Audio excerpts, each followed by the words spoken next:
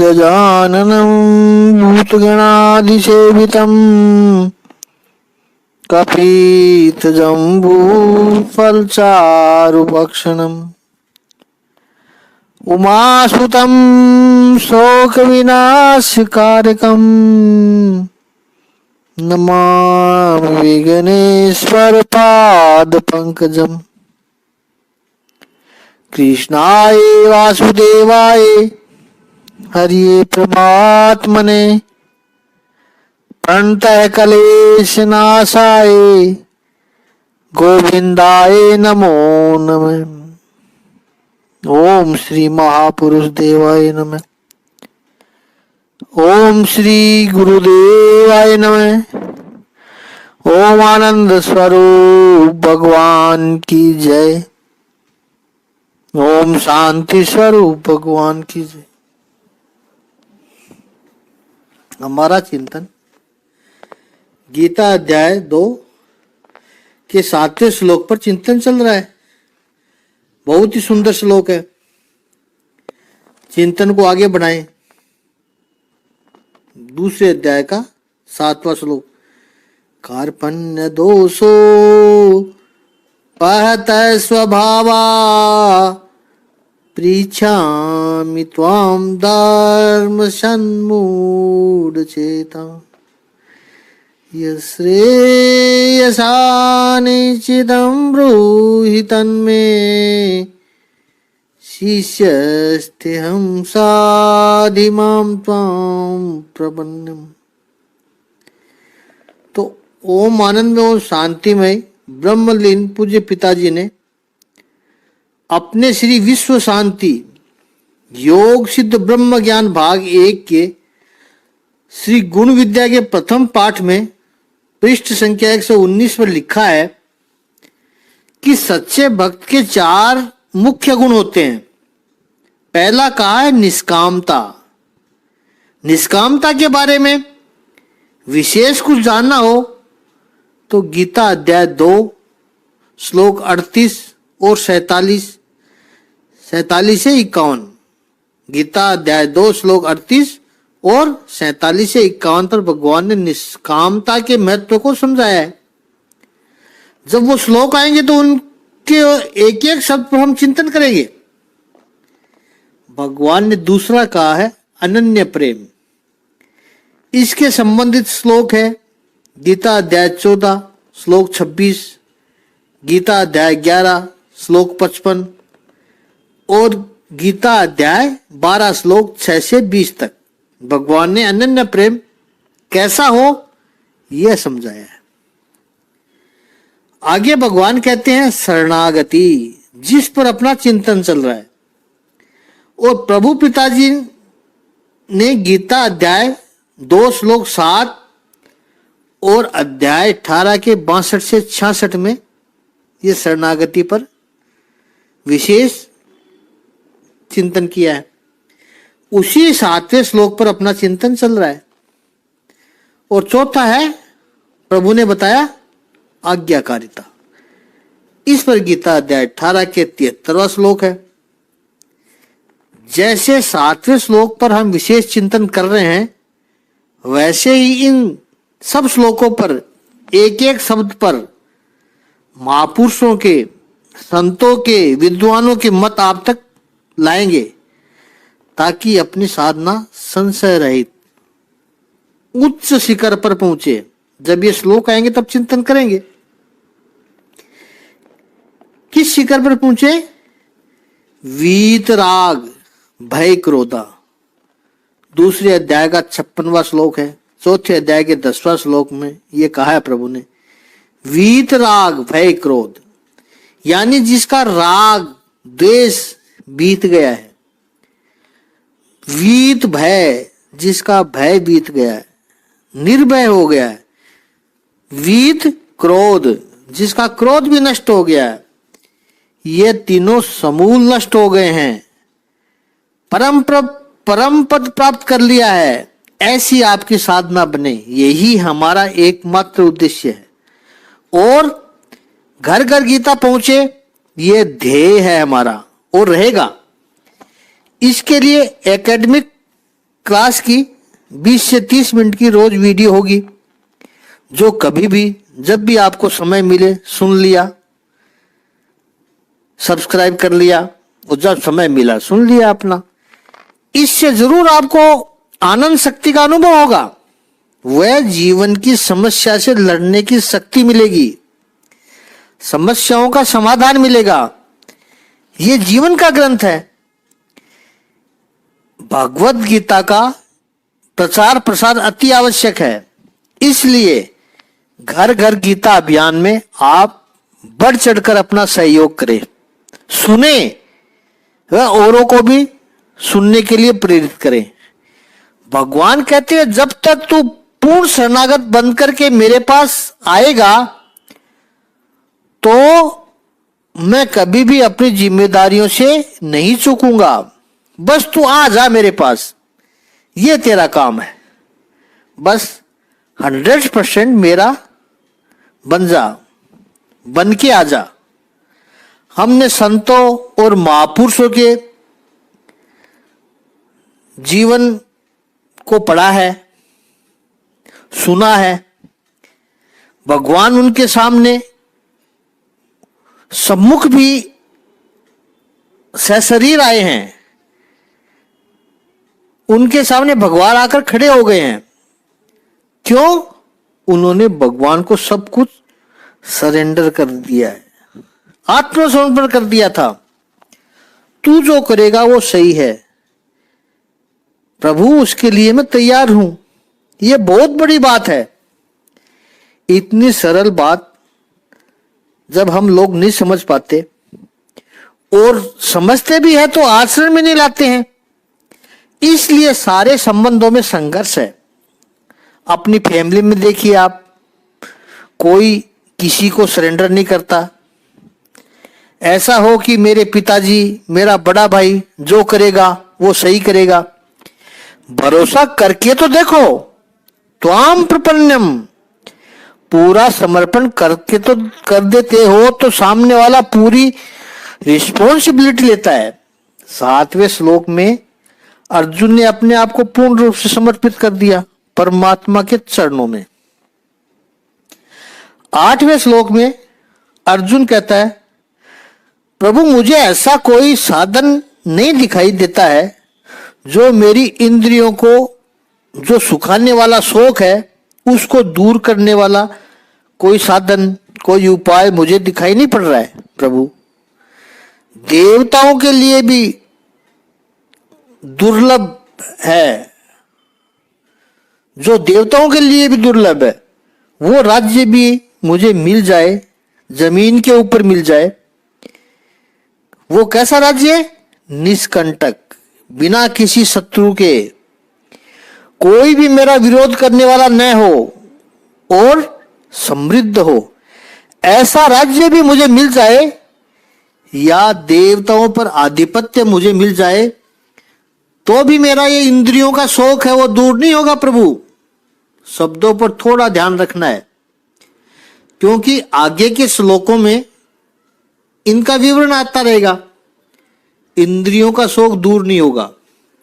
मेरी इंद्रियां सूखी जा रही है, वो शौक मेरा दूर नहीं होगा। ऐसा कोई साधन मुझे दिखाई नहीं पड़ता है। अर्जुन की जो उलझन है वो ये नहीं है कि मैं लड़ नहीं सकता, उसकी उलझन है मैं युद्ध करना नहीं चाहता। अभी तक कई युद्धों को लड़ करके बड़ी आसानी से विजय पाने वाला अर्जुन इस बार शोकग्रस्त हुआ है। जब व्यक्ति शोकग्रस्त होता है तब ऐसे व्यक्ति को आश्वासन चाहिए, उत्साह चाहिए, इंस्पिरेशन चाहिए, प्रेरणा चाहिए, जो गुरु के पास ही होती है, गुरु के पास प्राप्त होती है। इसलिए अर्जुन ने भगवान श्री कृष्ण का शिष्यत्व स्वीकार किया है, भगवान श्री कृष्ण को गुरु बना लिया है। 9वां और 10वां श्लोक में संजय वर्णन करता है धृतराष्ट्र के सम्मुख।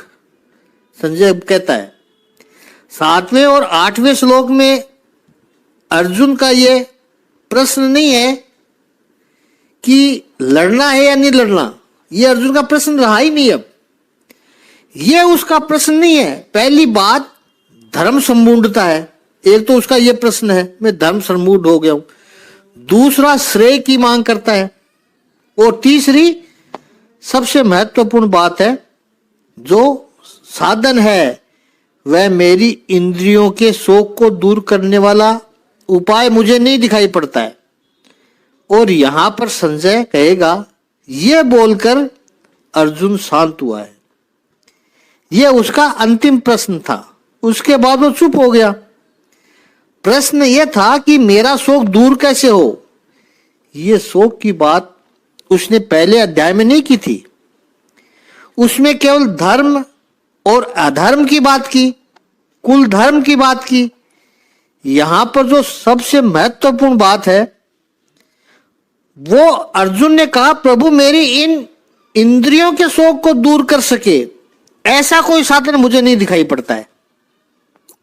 यहां जो मानसिक स्थिति अर्जुन की है, आज वैसी मानसिक स्थिति हम सब की है। अर्जुन हमारा प्रतिनिधि के रूप में लगता है। आज हमारे पास जरूरत की सब चीजें हैं, प्रतिष्ठा है, कपड़े है, घर, नौकरी, व्यवसाय, सब कुछ है। लेकिन भीतर झांक कर देखे तो हम सभी के भीतर शोक है। इंद्रियों में, मन में, मन भी छठी इंद्रिय है, मन को भी शास्त्रों में छठी इंद्रिय कहा है। मन में जो उलझन है, मन में जो शोक है, जिससे बीपी लो हो जाता है, बढ़ जाता है और हमें पता भी नहीं चलता। जब हमारी इंद्रियां स्थिर हो जाती है तो मन उदास हो जाता है। तब ये सारी संपत्ति, सारी सुख सुविधाएं, बिजनेस, दोस्त, सब कुछ बेकार हो जाता है। जिसके पास संपत्ति न हो वो उदास हो तो उसकी उदासी समझ में आती है। सब कुछ होने के बाद, इन स्पाइट ऑफ एवरीथिंग, सब कुछ होने के बाद, सब कुछ होने के बावजूद भी उसकी उदासी समझ में नहीं आती है। सुख सुविधा न हो तो बात समझ में आती है। अर्जुन हमारा प्रतिनिधि है, इसलिए भगवान उपदेश कर रहे हैं। वो हमारे लिए उपयोगी है। यहां तक कि गीता, भागवत गीता के श्लोक में जब अर्जुन का नाम आए तो हम अध्ययन करते वक्त उसके नाम से संबोधन करें, अपने नाम से संबोधन करें, उसका नाम जहां आए तो हमें लगेगा कि भगवान मुझे ही विशेष उपदेश कर रहे हैं। भगवत गीता का मुख्य उद्देश्य है यह है कि अर्जुन के मन का शोक, हम सब के मन का शोक का ये बीमारी है। ये बीमारी कैसे दूर हो? केवल युद्ध के लिए तैयार करना नहीं है। केवल युद्ध के लिए तैयार करना होता तो अध्यात्म ज्ञान की आवश्यकता ही नहीं पड़ती, स्पिरिचुअल विजडम की आवश्यकता ही नहीं पड़ती। लेकिन मन का शोक दूर करना है तो इस ज्ञान की आवश्यकता पड़ी। अच्छे से अच्छा कपड़ा पहना हो और मन उदास है तो कपड़े का आनंद नहीं है। और यदि सादा कपड़ा भी पहना होगा लेकिन मन मजबूत है, मन प्रसन्न है, प्रफुल्लित है, तो उसका भी आनंद है। इसलिए भगवत गीता जीवन में जरूरी है। इसलिए अब संजय कहता है, धृतराष्ट्र से वर्णन करता है कि परंतप है गुड़ाकेश ने, यानी अर्जुन ने ऋषिकेश को ऐसा कहा, मैं नहीं लड़ूंगा, ऐसा कह के वो शांत हो गया। नींद जिसके कंट्रोल में है वो गुड़ाकेश। इसका अर्थ है कि वो आलसी नहीं है। उलझने सभी के जीवन में आती है, लेकिन जो अर्जुन के समान गुड़ाकेश है, अर्थात जागृत है, अवेयर है, सजग है, वह व्यक्ति शिष्यत्व का स्वीकार करके गुरु चरणों में समर्पित हो जाए। बहुत से व्यक्ति समस्या को इग्नोर करते हैं, टालते रहते हैं। अभी तो सोने दो, अभी तो देर है। एक पुलिस ऑफिसर रात के समय अपने घर अपनी पत्नी के साथ सो रहा था और कोई चोर उसी घर में आ गया। चोर को पता नहीं था कि पुलिस का घर है, पुलिस वाले किसी ऑफिसर का घर है। पत्नी को पता चल गया कि कोई चोर आया है। उसने पति को जगाने की कोशिश की। पति ने नींद में ही कहा, देखता हूं। चोर अलमारी के पास पहुंच गया। पत्नी ने फिर पति से कहा, उठो, चोर अलमारी तक पहुंच गया है। फिर नींद में कहता है, देखता हूं। वो सब गहने नकदी बैग में भर लिया। पत्नी ने कहा, सब कुछ बैग में भर लिया है, उठो। देखता हूं। चोर घर के बाहर चला गया। पत्नी को गुस्सा आया, पानी की बाल्टी पति के ऊपर डाल दी। वो उठा, क्या हुआ क्या हुआ? उसने कहा, चोर सब कुछ ले गया, कब से जगा रही हूं। उस पुलिस ऑफिसर ने कहा, मैं ड्यूटी पर नहीं हूं, जाओ पुलिस में कंप्लेन करो, दिखाओ पुलिस में कंप्लेन। ऐसे व्यक्ति को क्या कह सकेंगे? मुसीबत सामने है परंतु नजरअंदाज कर रहा है, इग्नोर कर रहा है, आगे बढ़ा रहा है समस्या को। देखेंगे, देखते हैं। समस्या भी यदि हम सभी समस्या यदि हम इग्नोर करते रहें तो धीरे धीरे वो नजदीक आती जाती है और बड़ी होती जाती है।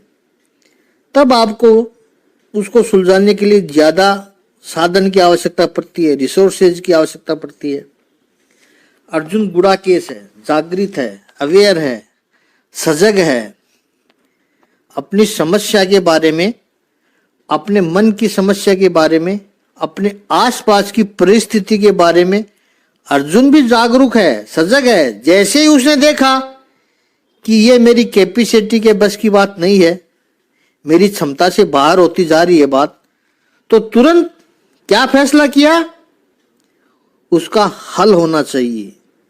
कई बार प्रॉब्लम पता चलने के बाद भी वो लापरवाह रहता है, मुझे क्या हो सकता है? नहीं, सभी को सब कुछ हो सकता है। अपनी योग्यता क्षमता का अधिक ज्यादा आंकलन नहीं करना चाहिए। यह भगवत गीता का उपदेश आज के युग के लिए है। दूर करो, खत्म करो, उसके लिए जो भी जुटाना पड़े वो सब करो और एक्शन लो, कार्य शुरू करो।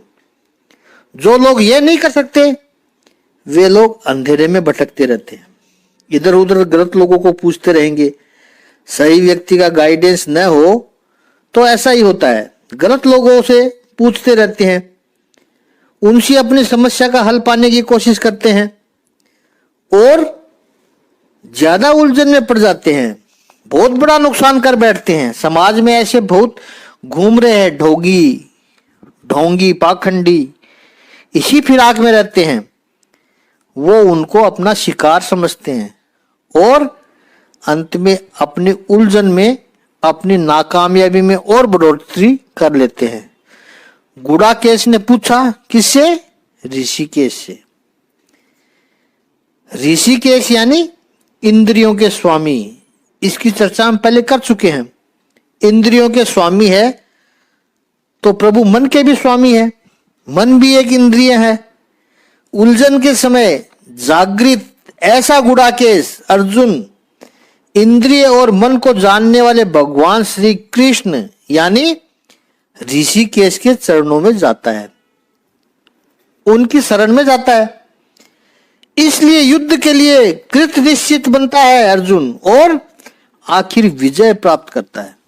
18वें अध्याय के अंतिम श्लोक में संजय धृतराष्ट्र से कहता है, जहां भगवान श्री कृष्ण है, धनुधर अर्जुन है, श्रेय विजय वही है। और गीता के श्लोक खत्म हो जाते हैं। महापुरुषों से, शास्त्रों के जानकार लोगों से, अनुभवी व्यक्ति के पास से जो कुछ ज्ञान पाया है वो कभी भी व्यर्थ नहीं जाता है। आप समझदारी से, बुद्धिमानी से निवेश कर रहे हैं। अध्यात्म की जब बात आती है उसके लिए आपने जो भी पैसा खर्च किया, समय खर्च किया, जो भी इन्वेस्ट किया है वो आपकी संपत्ति है, वो कई गुना परिणाम देगी। भगवत गीता का ज्ञान कभी व्यर्थ नहीं जा सकता। गुड़ाकेश और ऋषिकेश शब्द का जो समन्वय है, कनेक्शन है, और दूसरा शब्द भगवान के लिए आया है गोविंदम। जैसे अर्जुन के लिए दो शब्द आए, परंतप है और गुड़ाकेश। परंतप है जो जागृत है, वो ही अपने शत्रु को मार सकता है, और जो ऋषिकेश है वो ही गोविंद बन सकता है। गोविंद कौन है? गोविंद शब्द के 3 अर्थ बताए हैं शास्त्रों में। गायों को जो संभाले वो गोविंद है। अब यहां गो शब्द का अर्थ है इंद्रियां भी है, मन भी है, उनको जो संभाल ले वो गोविंद है। दूसरा अर्थ है, यहां गो शब्द वाणी सूचक है, वो गो वेदांत वाणी, वेदों की वाणी, वेदांत वाक्य ही 4 महावाक्य है। कौन कौन से? वो तत्वमसि, अहम ब्रह्मास्मि, अयम आत्मा ब्रह्मा, प्रज्ञानम ब्रह्मा। भगवत गीता में आगे ये सब आएगा तो चर्चा होगी। यह वेदांत वाक्यों से ही जो समझ में आता है, जिसकी प्राप्ति हो सकती है, केवल समझ में आना नहीं, प्राप्त हो सकता है, वो गोविंद है। और तीसरा अर्थ है वेद लक्षणम वाणी। 4 वेद है, ऋग्वेद, यजुर्वेद, सामवेद और अथर्ववेद। ये 4 वेद रूपी वाणी को जो सम्यक रूप से जानता है, अच्छी तरह से जो जानता है, अर्थात वो जो उपचार करता है वो वेद सम्मत उपचार करता है, अपनी मन की तरंगे व्यक्त नहीं करता है, वो गोविंद है। ऐसे गोविंद को कह करके अर्जुन शांत हो गया। इंद्रियां और मन, इनका कोलाहल है, वो जब शांत होता है तभी परमात्मा का परम उपदेश प्राप्त होता है, प्रकट होता है। अपने आप को समर्पित करो और मन का कोलाहल शांत करना है। हमारी आदत आलोचना करने की है। हम हर बात में एक एनालिसिस, विश्लेषण कर देते हैं। कहते हैं ये मन का कोलाहल है, एनालिसिस करना, विश्लेषण करना, ये मन का काम है। ये कोलाहल है मन का, जो हमारी सोच के अनुसार हो उसको हम एप्रिशिएट करते हैं, और जो हमारी समझ के बाहर हो उसको कहते हैं ये ठीक नहीं है। ठीक है पर तू नहीं समझता है, ये हम नहीं मानते। ये मन का कोलाहल शांत होगा तभी परम उपदेश, सुप्रीम विजडम आने लगता है। अर्जुन शांत होता है। अर्जुन जब शांत हुआ तो उसके प्रति भगवान ने कहना शुरू किया। भगवान श्री कृष्ण जी ने जो अर्जुन के सामने बात की वो कैसी की है? प्रहसन निवय। प्रहसन क्या होता है? हम सामान्य अर्थ में ऐसा समझते हैं कि प्रहसन का अर्थ है कॉमेडी। संस्कृत में प्रहसन का अर्थ कॉमेडी। संस्कृत में किसी का अयोग्य, अनुचित आचरण प्रकट करके उसको शर्म में डालना, उसको शर्मिंदा कर देना, उसे कहते हैं प्रहसन। जैसे अच्छे होटल में खाना खाने जाएं तो खाना खाने के बाद फिंगर धुलाने के लिए, हाथ धुलाने के लिए एक कटोरी में पानी, नींबू का टुकड़ा लाकर रखते हैं। उसका पर्पज है, उद्देश्य क्या है? आप हाथ धो लो उसमें, उसके लिए वो पानी आया है। अब समझो गांव का कोई व्यक्ति, साधारण व्यक्ति है, उसने ऐसा देखा नहीं है, वो जाए ऐसी होटल में, बाकी साथी लोग आराम से खाना खा रहे हैं, उसको भूख लगी है, जल्दी से खाना खा लिया। वेटर ने पूछा और कुछ? वो कहता हो गया, अब कुछ नहीं लेना है। वेटर सामने अंगुली धोने वाला कटोरा सामने रख देता है। वो देखता है पानी है, नींबू है, कटोरा भी है, अच्छा है, पानी भी शुद्ध लग रहा है, तो उसने नींबू निचोड़ कर वो पानी पी गया। होता है कभी कभी ऐसा। अब इसके इस वर्तन को देख करके, व्यवहार को देख करके, टेबल पर 3-4 लोग और हैं, वो कहते हैं ये तूने क्या किया रे, ये पीने के लिए नहीं होता है, ये तो हाथ धोने के लिए होता है, तुझे कुछ पता ही नहीं है, बेवकूफ। उसको शर्मिंदा बना देते हैं।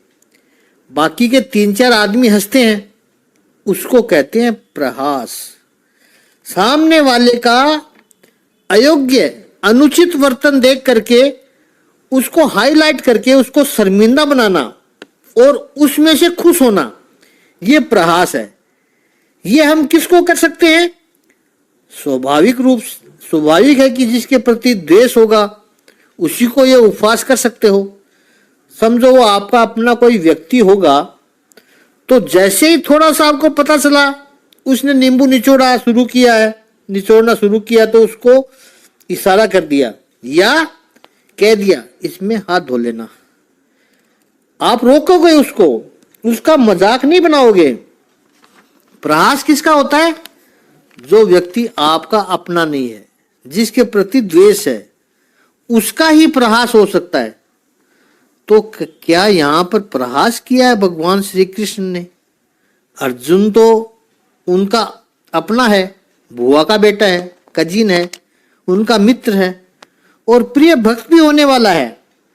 सब कोई व्यक्ति अपना पूर्ण समर्पण कर दे, जब कोई व्यक्ति अपना, और अर्जुन ने तो पूर्ण समर्पण कर दिया भगवान को, तो उसको कोई भी समझदार आदमी ऐसा नहीं कर सकता उसके साथ। तो भगवान श्री कृष्ण कैसे कर सकते हैं? अभी अभी तो 7वें श्लोक में शिष्य बनाए और 8वें श्लोक में अब चुप भी हो गया बेचारा। भगवान श्री कृष्ण मजाक करेंगे उसका? ये प्रहास नहीं है। संजय ने शब्द प्रयोग किया प्रहसन इव। इव का अर्थ है मानो। इसलिए भगवान श्री कृष्ण अर्जुन का अपमान नहीं कर रहे हैं, मजाक नहीं बना रहे हैं। इव शब्द में क्या छुपा है वो संस्कृत पढ़ने से ही पता चलता है। ये संस्कृत की सुंदरता है। इव का अर्थ है कि जैसा, मानो। इव का अर्थ गूगल में नहीं आएगा, गूगल में सर्च करोगे तो ऐसा नहीं आएगा। प्रहसन इव, मानो, क्योंकि परमात्मा का उद्देश्य, श्री कृष्ण भगवान का हेतु अर्जुन को अपमानित करना नहीं है। अर्जुन का जो विवेक है वो जागृत करना है। दोनों सेनाओं के बीच में अर्जुन जो विषाद युक्त है उसको ठीक करना है। अर्जुन का विषाद मोहजन्य है। कैसा मोहजन्य है? इस पर हम गीता अध्याय 2 श्लोक 9 और 10 पे चल रहा है। दोनों सेनाओं के बीच में अर्जुन विषाद युक्त है। अर्जुन का विषाद कौन सा है? मोहजन्य है। मोह 2 प्रकार का होता है, साधारण और असाधारण। साधारण मोह तो सभी को है, पूरी सृष्टि को है। दूसरा है असाधारण मोह। असाधारण मोह है जो अर्जुन को अभी है। युद्ध करना है, एक क्षत्रिय का स्वधर्म है, और धर्म की रक्षा करते हुए अधर्म के पक्ष में खड़े लोगों को यदि मारना पड़े तो भी मारना पड़ेगा, नहीं तो धर्म की रक्षा होगी नहीं। ये उसका क्षत्रिय धर्म है।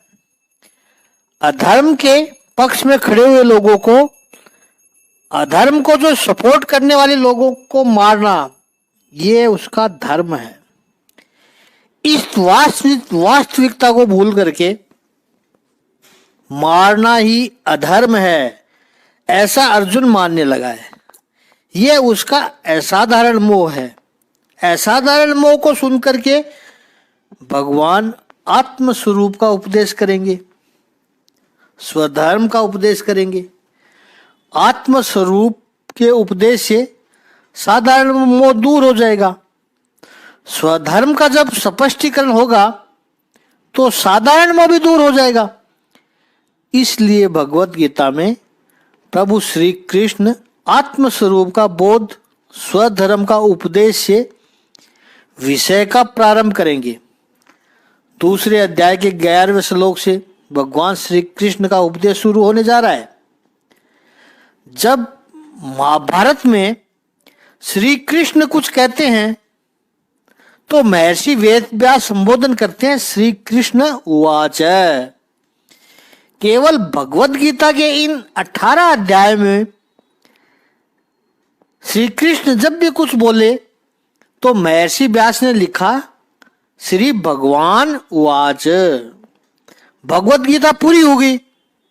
फिर जब कृष्ण ने कहा तो श्री कृष्ण उवाच। ये बहुत महत्वपूर्ण बात है। महर्षि व्यास ये कहना चाहते हैं कि इन 18 अध्याय के दौरान में भगवान ने जो भी कहा वो शब्द देवकी और वसुदेव के पुत्र के नहीं है, नंद यशोदा के लल्ला के नहीं है। जो भी कहा है वो भगवान के शब्द है। अर्जुन तू शोक न करने जैसी बातों का शोक कर रहा है, परंतु बात जो कर रहा है बड़ी बुद्धिमानों जैसी कर रहा है। यहां पर भगवान ने तत्काल गुरु का पद संभाला और अपने शिष्य को अप्रत्यक्ष मूर्ख कह डाला। 11वें श्लोक में उन्होंने कहा तुम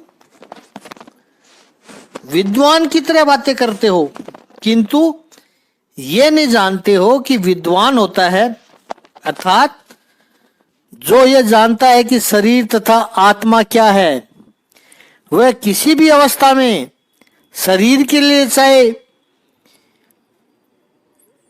कोई जीवित हो या मृत शोक नहीं करता। गतासून अगतासून, गतासून है जो जीवित है, अगतासून मृत शोक नहीं करेगा। इसका तात्विक अर्थ क्या है उस पर चिंतन करते हैं। शोक किसका होना चाहिए, चिंता कौन करे, किसकी हो, यह एक प्रसंग से देखते हैं। महाभारत के उद्योग पर्व के अंतर्गत प्रजा गर्भ पर्व में 33 से 40 में 8 अध्याय विदुर नीति के हैं। 12 वर्ष का वनवास और 1 वर्ष का अज्ञात पूरा हो चुका है। पांडव प्रकट हो गए हैं और उन्होंने हस्तिनापुर संदेश भेजा कि भाई ध्रुव सभा में तय हुआ था वो शर्त हमने पूरी कर ली, हमें हमारा राज्य इंद्रप्रस्थ वापस दे दो। वो तो कौरवों को देना ही नहीं था।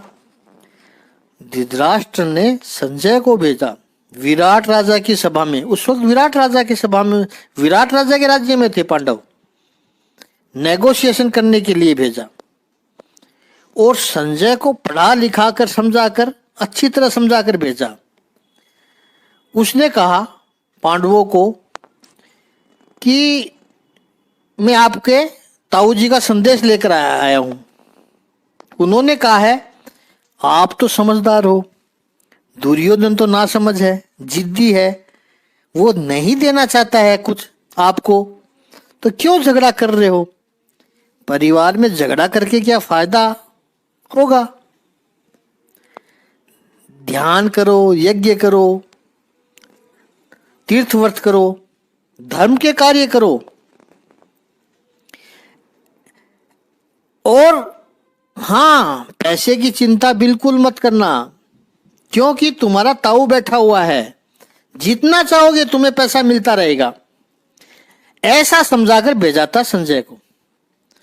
पांडव मान भी जाते, धृतराष्ट्र का यह दाव भी सफल हो जाता। जैसे वो पांडवों को ध्रुव क्रीड़ा में बुलाने का दाव था वो सफल हो गया था। ताऊ जी बुला रहे हैं और युधिष्ठिर फंस गया। लेकिन सद्भाग्य से, किसका सद्भाग्य, पांडवों का। पांडवों के सद्भाग्य से उस सभा में भगवान श्री कृष्ण उपस्थित थे। भगवान सब समझ गए। उन्होंने केवल एक बात कही, संजय तू बातें तो बहुत अच्छी करता है, परंतु ये बातें जहां से आई है वहीं से इसका आचरण शुरू हो तो बहुत अच्छा है। धृतराष्ट्र से जाकर कहो, पांडवों ने तो बहुत सहन कर लिया, अब आप निकलो, 100 पुत्रों को लेकर के तीर्थ यात्रा करो, यज्ञ करो, तुम्हें जो चाहिए, जितना चाहिए, वो सब पांडव भिजवाएंगे। हाँ, गारंटी मेरी है। अब जो थोड़ा समय बचा है आपका या पांडवों का, उसमें पांडव राज्य कर ले। मैं पांडवों का प्रतिनिधि बनकर के संधि करने के लिए हस्तिनापुर आ रहा हूं अगली शाम को। अगली शाम को संजय वापस आ गया। शाम को आया तो धृतराष्ट्र से कह दिया मैं वापस आ गया हूं। कुछ थोड़ा हिंट भी उसने दे दिया कि आपने जो चाहा था वो सब कुछ हुआ नहीं है। डिटेल में बात कल राज्यसभा में करेंगे।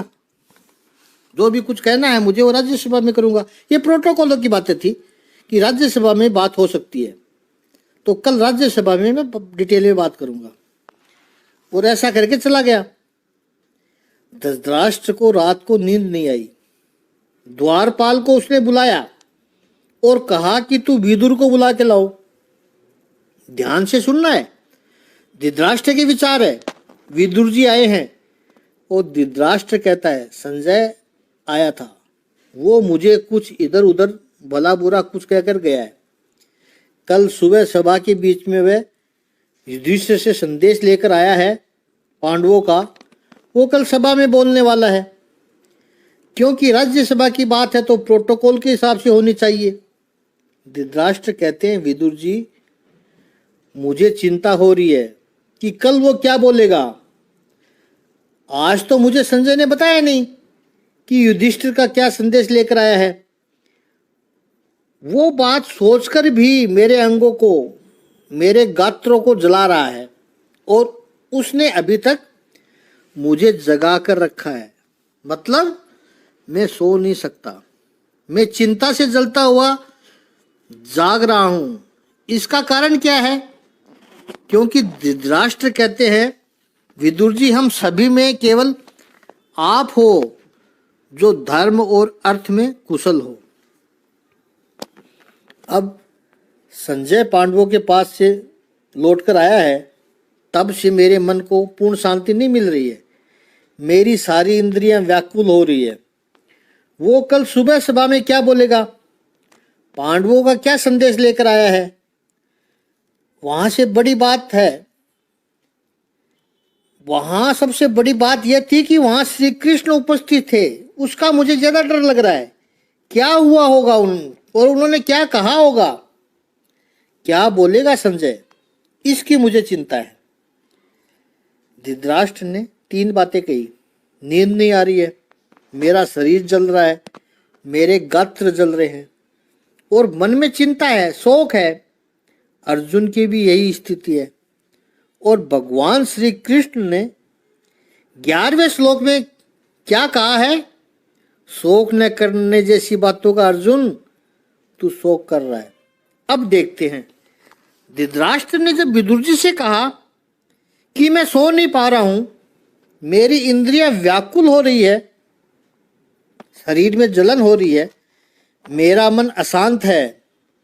विदुर जी कहते हैं 4 प्रकार के लोग हैं जो सो नहीं सकते हैं रात के समय।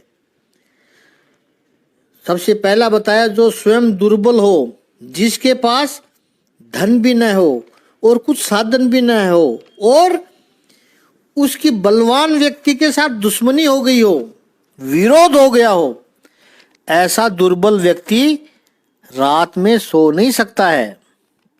दूसरा, जिसका सब कुछ हरण हो गया हो, स्वाभाविक है वो रात को सो नहीं सकता है। स्टॉक मार्केट में जिसका काम हो और एक दिन में 7000 पॉइंट मार्केट टूट जाए तो वो नहीं सो सकता है। और उसका तो सब कुछ तो नहीं गया है, कुछ तो बचा ही रह गया है। सोचो, जिसने सब कुछ गवा दिया उसको कैसे नींद आएगी। तीसरी बात, जो कामी है वो भी रात को सो नहीं सकता है राजा। और चौथा कहा चोरम, जो चोर है उन लोगों को रात में नींद नहीं आती है, रात को जागने का रोग लग जाता है। तो विदुर जी बहुत स्पष्ट रूप से कहते हैं, हे राजा, कहीं ऐसा तो नहीं है कि इन महान दोषों में से किसी एक का संपर्क आपके साथ हो गया हो, इनमें से किसी एक चीज के शिकार बन गए हैं और आप कहीं पराये धन के लोभ से तो आपको कष्ट नहीं हो रहा है। ये जो जलन हो रही है, जो भी व्यक्ति दूसरे की संपत्ति हड़प करके बैठा है, चाहे वो कितना भी बेशर्म आदमी हो, अपना दिवालिया निकाल दिया, लोगों के पैसे खा गया, कोई शर्म ही नहीं है उसको, वो भी भीतर से तो जलते हैं। संस्कारी व्यक्ति ऐसा नहीं कर सकता है। ईमानदारी उसका प्रमुख गुण होता है संस्कारी व्यक्ति का। हराम की कमाई किसी को भी सुख नहीं दे सकती है, और वो तो दलदल के समान है। जब तक किसी का अधिकार आप उसको लौटाते नहीं हो, उसकी संपत्ति देते नहीं हो, तब तक जीवन में सुख नहीं आ सकता है। वो दलदल की तरह है, व्यक्ति और फंसता जाएगा। प्रामाणिकता से कह दो उसको एक बार, मुझे आपको इतना देना है, मेरी जितनी शक्ति है मैं एक साथ में नहीं चुका पाऊंगा, पार्टली देता जाऊंगा मैं। शांति से यदि सोना है और जीवन में सुखी होना है तो इतना ध्यान रखना, किसी के भी अधिकार की संपत्ति दबाकर मत बैठना। इससे आपका सम्मान बढ़ेगा। योग्य तुम स्वयं तो सुखी होंगे और समृद्धि भी आएगी आपके पास। योग्य समय पर योग्य सम्मान सबका करें, इससे आपका सम्मान बढ़ेगा। यहां विदुर जी कहते हैं, पराये धन के लोभ से तो आप कष्ट नहीं पा रहे हैं। उनका कहने का आशय, आपने दुर्योधन, शकुनी जैसे लोगों के हाथ में राज्य सौंप रखा है, कैसे सुखी रह सकते हो आप? ऐसे ही अगर आपने अयोग्य व्यक्ति को अपने प्रतिष्ठान का केयर टेकर बना रखा है तो आप कभी भी सुखी नहीं हो सकते हैं। धृतराष्ट्र ने कहा, अपने पूरे वंश में एक तुम हो जो विद्वान हो। 11वें श्लोक में भगवान अर्जुन को कहते हैं प्रज्ञावादान, और यहां धृतराष्ट्र विदुर जी को कहते हैं प्रज्ञावादन। बुद्धिमान हो तुम, पंडित हो तुम। विदुर जी उत्तर में पंडित के लक्षण बताते हैं। ये पंडित कौन है? जिसकी प्रशंसा हो, सत्कर्म हो, अच्छे कर्म हो, उनका सेवन करता है, उनका आचरण करता है, और जो निंदा होती है ऐसे कर्म कभी नहीं करता। जो आस्तिक है, जो भगवान के अस्तित्व के ऊपर श्रद्धा रखता है, परमात्मा के ऊपर श्रद्धा रखता है, वो पंडित है। श्रद्धा बहुत बड़ी शक्ति है, बहुत बड़ी ऊर्जा है।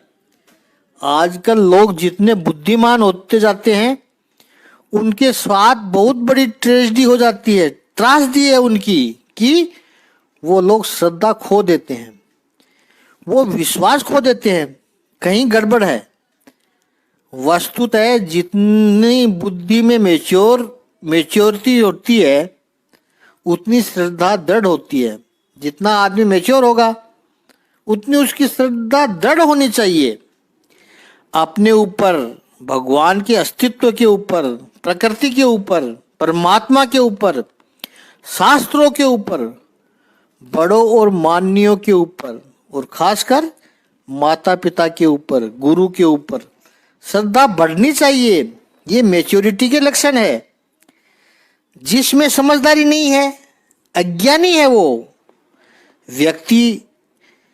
व्यक्ति अज्ञानी है। तो ऐसा व्यक्ति सूर्यास्त अस्त होने पे उसको डर लगेगा, वो डर जाएगा। अज्ञानी है, अरे सूर्य तो चला जाएगा, अंधेरा हो जाएगा, फिर क्या होगा, डर जाएगा।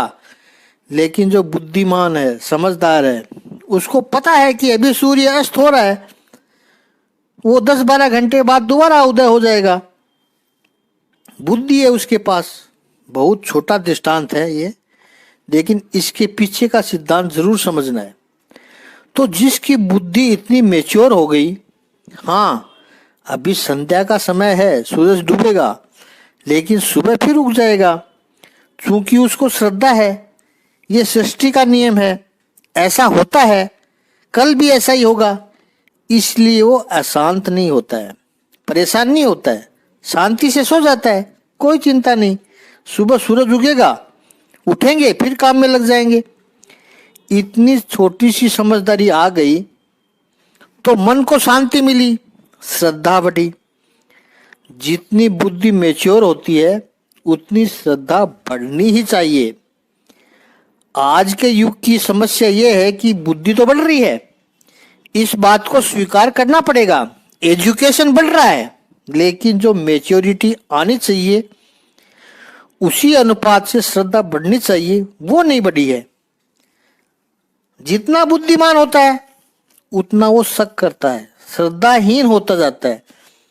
न उसको अपने माता पिता पर श्रद्धा है, न उसको दादा दादी पर श्रद्धा है। 5 साल का बालक अपने पापा पर इतनी श्रद्धा रखता है कि मेरे पापा जो करेंगे अच्छा ही होगा। अब वो 15-16 साल का हो गया, स्वयं को बुद्धिमान समझता है, तो सबसे पहले माता पिता पर ही डाउट करेगा, कहेगा उनको क्या पता, उनका तो जमाना गया। ये बहुत बड़े खतरे की बात है। 22-23 साल में ग्रेजुएशन करने के बाद तो शास्त्रों पर डाउट करने लगेगा। भगवत गीता की क्या जरूरत है, रामायण भागवत की क्या जरूरत है, उपनिषदों की क्या जरूरत है। तू ग्रेजुएट क्या बन गया, हजारों वर्षों की परंपरा पर ही डाउट करने लगा है। सच तो यह है कि व्यक्ति की बुद्धि जितनी जितनी बढ़ती जाए उतनी उसकी श्रद्धा बढ़ती जानी चाहिए। छोटा था तो भगवान की पूजा अर्चना करता था, भगवान के सामने बेटा लड्डू रख दो तो बड़े भाव से प्रसाद रखता था, और अब बड़ा हो रहा है तो भगवान से भी श्रद्धा उठ जाएगी। अब MBA बन गया, CA डिग्री होल्डर हो गया, पिता कहे बेटा भगवान की पूजा करते हैं, प्रसाद लगाओ बेटा, पापा जो भी कुछ करना आप कर लो, फटाफट कर लो, मुझे जल्दी है, मैं जा रहा हूँ।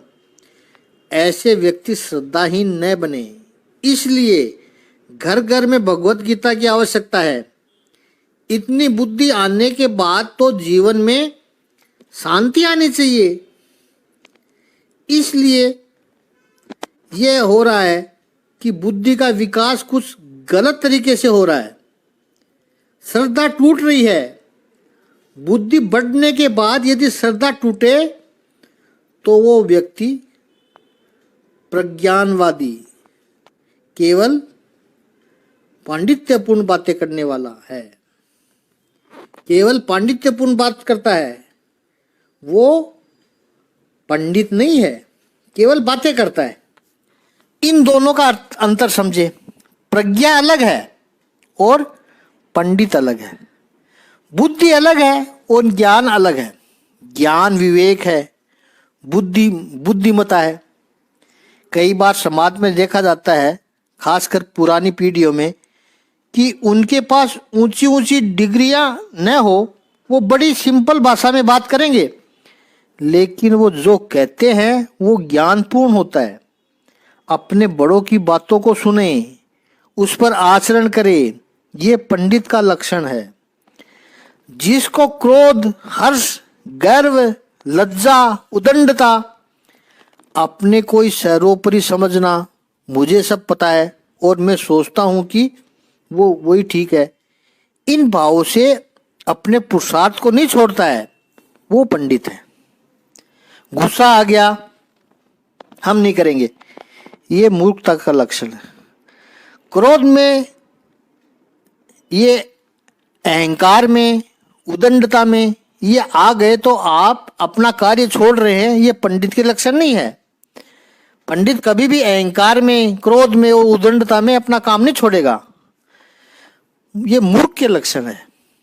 बेटी गाड़ी चला रही है, पापा पीछे बैठे हुए हैं, गाड़ी गलत चला रही है, रफ चला रही है, पापा समझाते हैं आराम से चलाओ, वो मुंह फुला करके गाड़ी को साइड में लगा देती है, मुझे नहीं चलानी है गाड़ी। ये पंडित के लक्षण नहीं है। हर्ष की वजह से भी कई बार काम छोड़ देते हैं हम, मुझे काम नहीं करना, मेरे दोस्त का जन्मदिन है, हम एंजॉय करेंगे। एंजॉय करो लेकिन समन्वय बैठा के करो। ये पंडित के लक्षण नहीं है। क्रिकेट में इंडिया जीत गई, अब आज का काम नहीं करना, पूरा दिन मस्ती करेंगे, ये पंडित के लक्षण नहीं है। ये सब विदुर नीति है, बहुत लंबा है, मूर्ख के लक्षण भी बताए हैं, लेकिन ये आज का विषय नहीं है। दूसरे लोग जिसके कर्तव्य को, जिसकी सलाह को नहीं जानते, कब जानते हैं? उसका कार्य पूरा होने पर ही जानते हैं। ये पंडित का लक्षण है। दोबारा सुनिए, दूसरे लोग जिसके कर्तव्य को, जिसकी सलाह को नहीं जानते हैं, उसकी सलाह कब जानते हैं? उसका कार्य पूरा होने पर ही जानते हैं। यह पंडित के लक्षण है। पहले वो गाल नहीं बजाता है।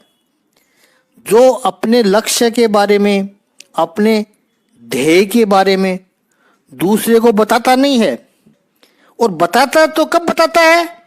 जब वो काम खत्म हो जाता है, सफलता हासिल कर ली, ये पंडित है, ये विदुर नीति है। ये बात आज विदेशों में भी स्वीकार की जा रही है, तब आपको लोग गंभीरता से सुनेंगे। करके दिखाया है, आपकी एक वैल्यू है, जिसकी लौकिक बुद्धि भी धर्म और अर्थ का ही अनुसरण करती है। सब कुछ करेगा लेकिन धर्म के मार्ग को नहीं छोड़ेगा। सबसे बड़ी बात, वो भोग से अधिक अर्थ को, अर्थात पुरुषार्थ को पसंद करता है। मौज मस्ती, खुशी को नहीं, उसको केवल पुरुषार्थ में ही आनंद है। सामान्य जो मजदूर दिन में 200 रुपये कमाता है, वो 100 रुपये की शराब पी जाता है, ये मूर्खता है। पंडित पुरुषार्थ को महत्व देता है। वो जीवन में आनंद भी करेगा, नहीं करेगा ऐसा नहीं है। जब पुरुषार्थ की बात आई तो आनंद को रोक देगा। मेरा लक्ष्य जरूरी है। पुरुषार्थ और आनंद, मौज मस्ती में वो पहला चुनाव पुरुषार्थ का करेगा। वही चीज उसको औरों से अलग बनाती है। मौज मस्ती तो कभी भी कर सकते हैं, पुरुषार्थ करने का मौका अभी है। अभी पुरुषार्थ कर लेंगे तो फिर जीवन भर मौज करेंगे। कामयाब बनाती है ये पॉलिसी। ये पंडित के लक्षण है। भगवान श्री कृष्ण अर्जुन से कहते हैं, अर्जुन तू ये प्रज्ञावाद यानी पांडित्य की बात तो करता है, लेकिन पंडित लोग जो तू सोचता है ऐसा नहीं सोचते हैं। पंडित लोग कभी अपने कर्तव्य को छोड़कर नहीं जाते हैं अर्जुन, कर्तव्य को छोड़कर भागते नहीं है। और तू अपने कर्तव्य को, अपने क्षत्रिय धर्म को छोड़कर भागने की बात कर रहा है। गीता अध्याय 2 श्लोक 11 एक सामान्य सा दिखाई पड़ता है, लेकिन इसमें बहुत गूढ़ता छिपी हुई है। हमारा चिंतन गीता अध्याय 2 श्लोक 11 के ऊपर चल रहा है। भगवान श्री कृष्ण अर्जुन से कहते हैं, अर्जुन तू ये प्रज्ञावाद जैसी यानी पांडित्य की बात करता है, लेकिन पंडित लोग जो तू सोचता है ऐसा नहीं सोचते। पंडित लोग कभी अपने कर्तव्यों को छोड़कर नहीं भागते हैं, और तू अपने कर्तव्य को, अपने क्षत्रिय धर्म को छोड़कर भागने की बात कर रहा है। जो पंडित है, विद्वान व्यक्ति है, वो समझ तो तुरंत लेता है। कोई भी बात हो, चाहे कोई नया सब्जेक्ट ही क्यों ना हो, तुरंत समझ जाता है। वो इतनी तेज शार्प बुद्धि होती है उसकी। फिर भी वो जल्दबाजी नहीं करता है, मूर्खों की तरह नहीं करता, हाँ हाँ मुझे समझ में आ गया, ऐसा नहीं कहेगा। वो तसल्ली से पूरी बात सुनता है और पूरी सुनेगा। जो मूर्ख होता है पहली बात तो सुनता ही नहीं है किसी की, और थोड़ा सा भी सुनता है तो कहेगा हाँ हाँ मैं समझ गया, समझता है कुछ नहीं। पंडित का सबसे मुख्य लक्षण है कि जो समझ तो तुरंत जाता है, फिर भी ध्यान से सुनता रहता है और उस विषय को समझ करके पुरुषार्थ में प्रवृत्त होता है, क्योंकि उसने उस काम की महत्ता को समझ लिया है। वो कामना से शामिल नहीं होता है, कामना से नहीं जुड़ता है, उपेक्षा से उसमें नहीं शामिल होता है।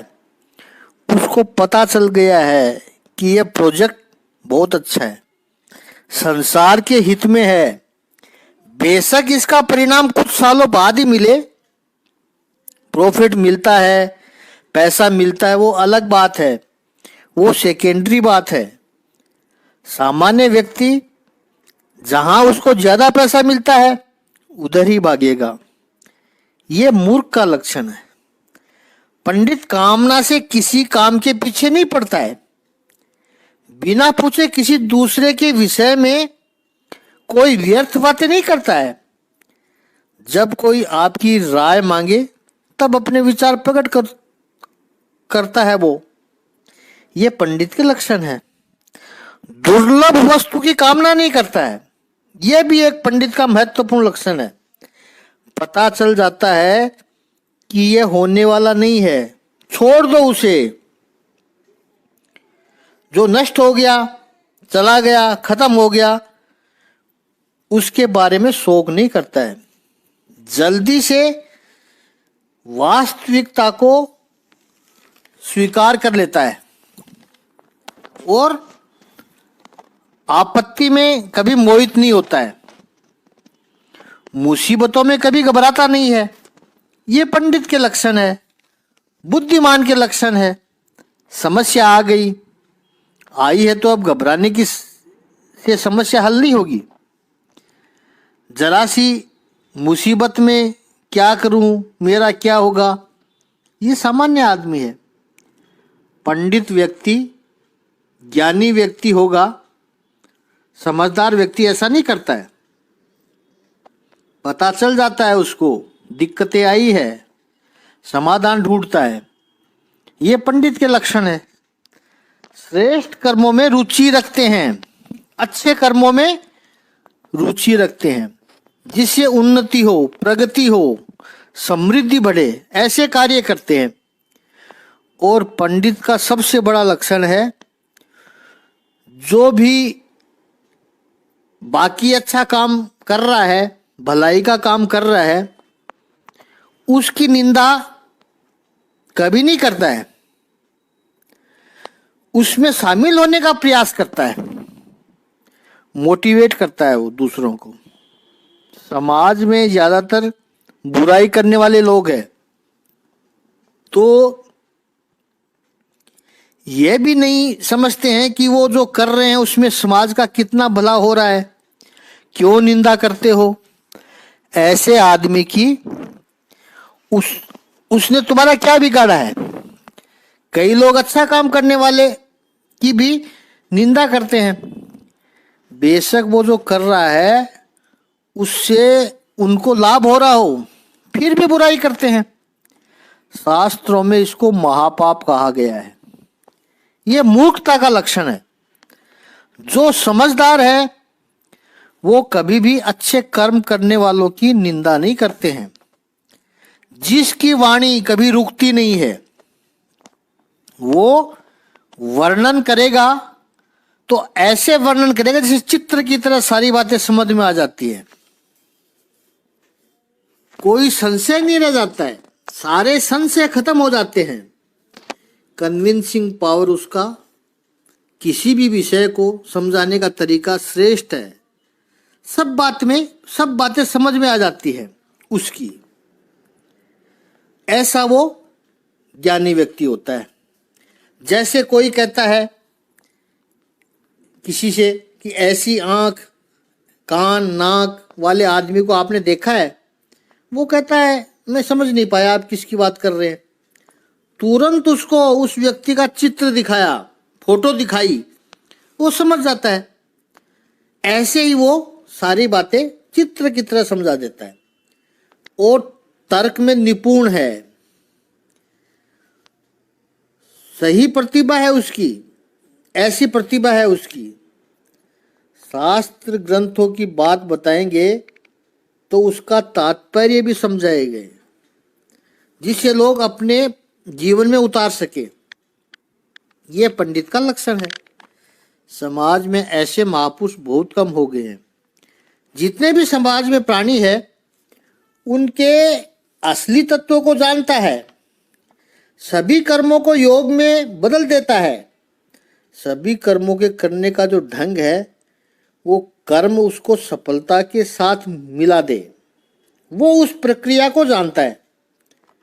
जो मनुष्य में सबसे अधिक उपायों को जानता है वो शिकायत नहीं करेगा, वो हल बताएगा।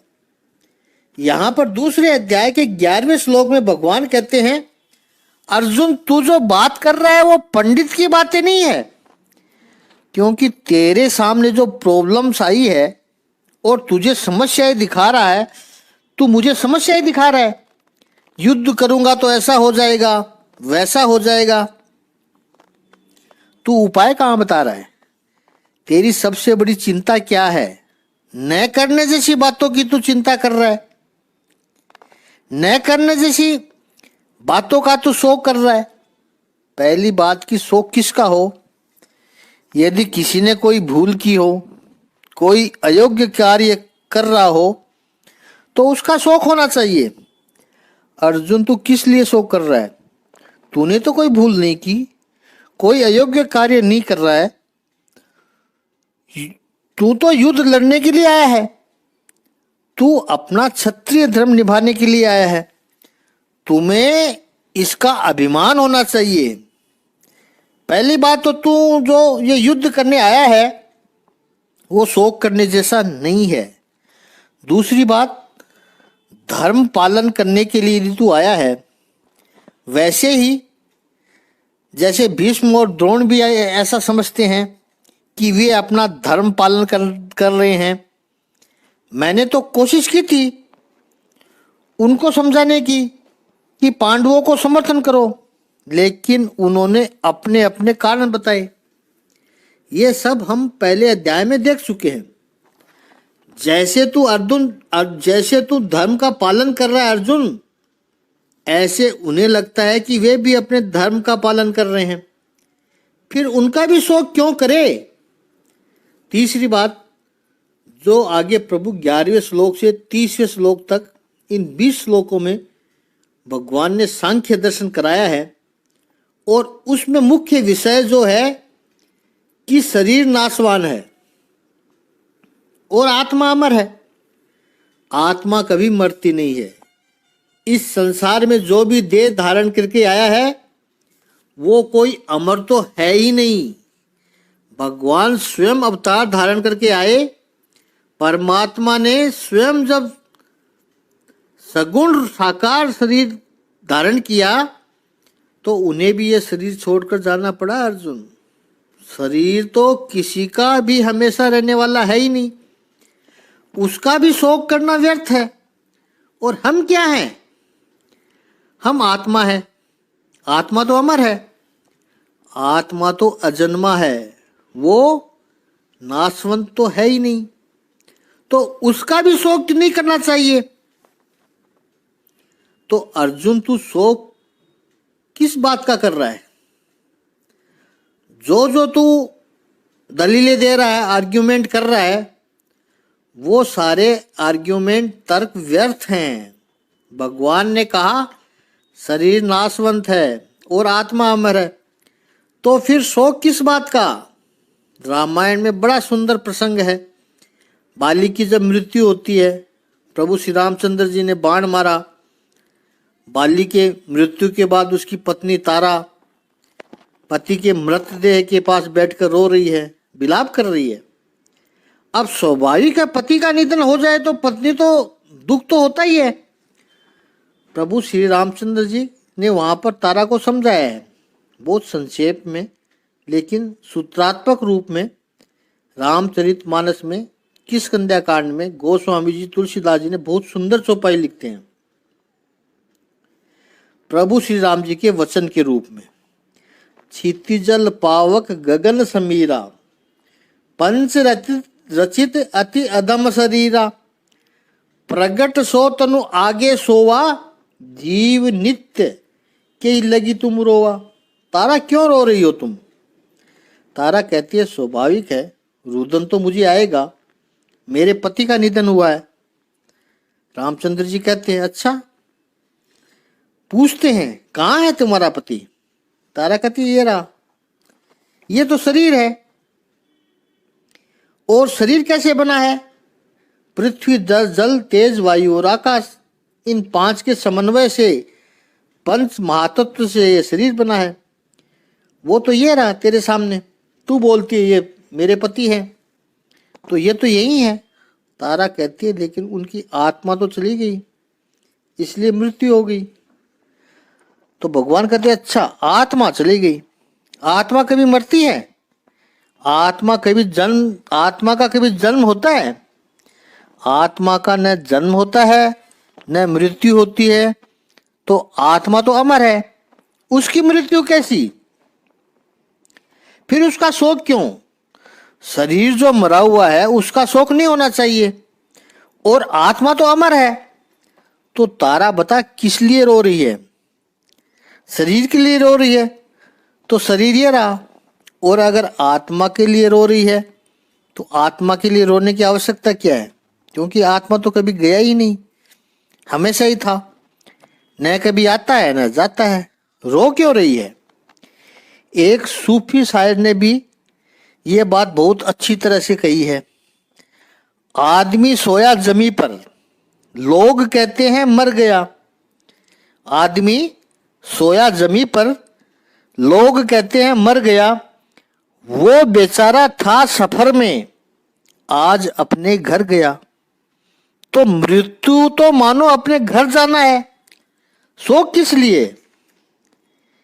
इस श्लोक में जो सबसे महत्वपूर्ण बात है कि शरीर तो ऐसे ही नश्वर है,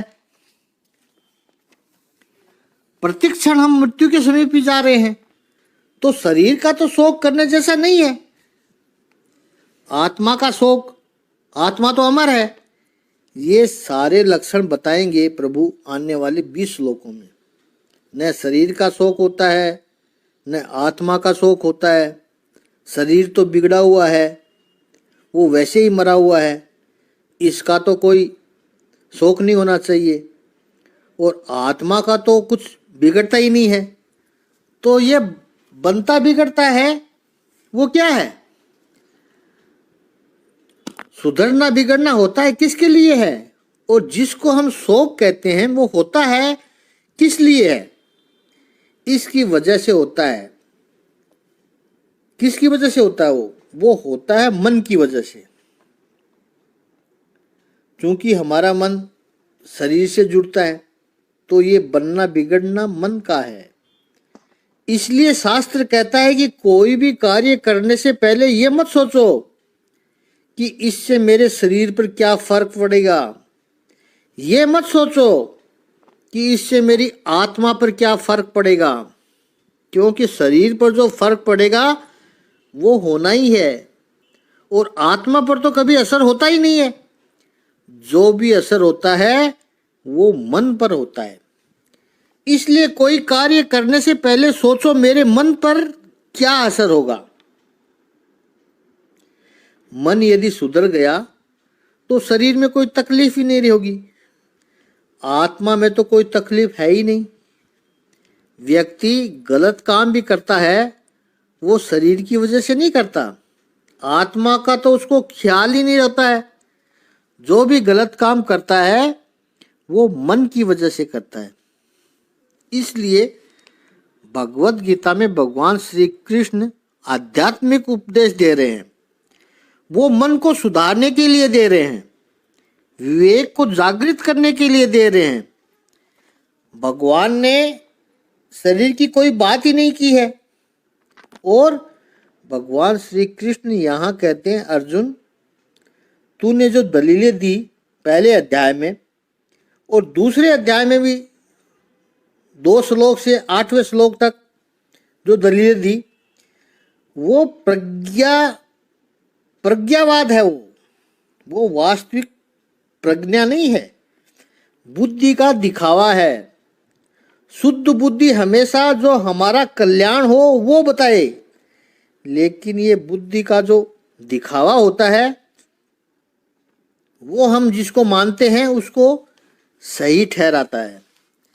इस अर्थ में कहें तो विशुद्ध बुद्धि सत्य के पक्ष में जाकर के रहती है और बुद्धिवाद जो है वो सत्य को अपने पक्ष में खींचकर लाने की कोशिश करता है।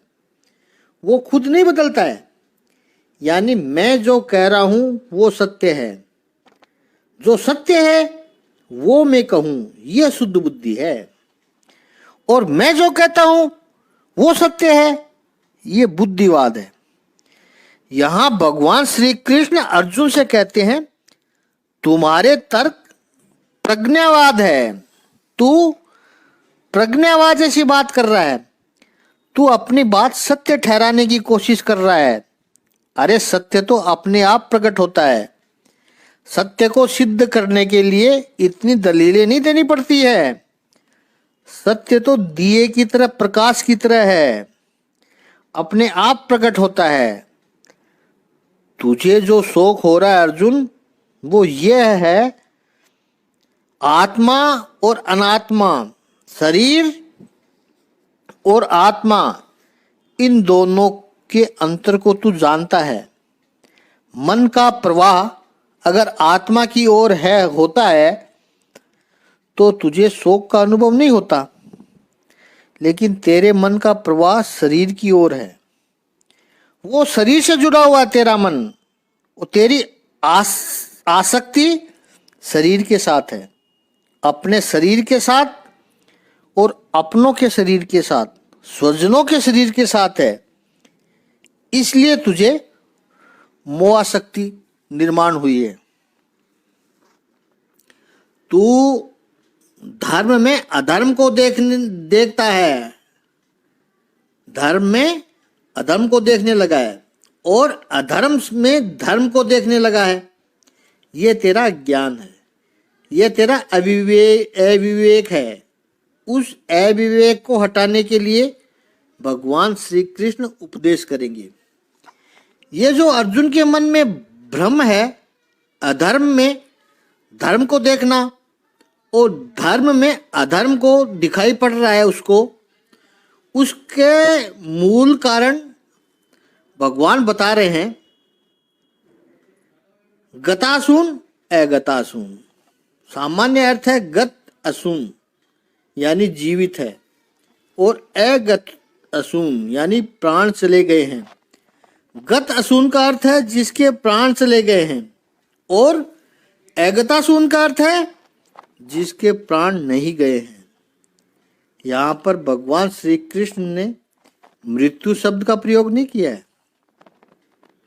इसको थोड़ा और समझे। अस्तित्व की दृष्टि से यदि देखा जाए तो मृत्यु जैसा कुछ है ही नहीं।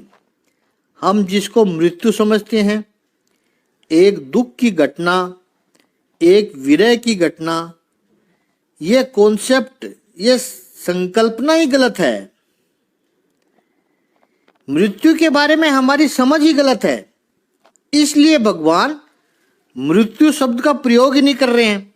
भगवान ने कहा गतासु अगतासु, गतासु जिसके प्राण चले गए हैं, और अगतासु जिसके प्राण नहीं चले गए हैं। जीवंत या मृत, ये विभाजन गलत है। इसको समझने के लिए 3 बात समझते हैं। असु का अर्थ है प्राण। हमारा अस्तित्व 3 बातों पर आधारित है। एक हमारा पवित्र अस्तित्व है, वो है आत्मा। दूसरा अस्तित्व जो हमें अभी तक लगता है या दुनिया को दिखाई पड़ता है, वो है शरीर। संसार भी हमें अपने शरीर से ही जानता है।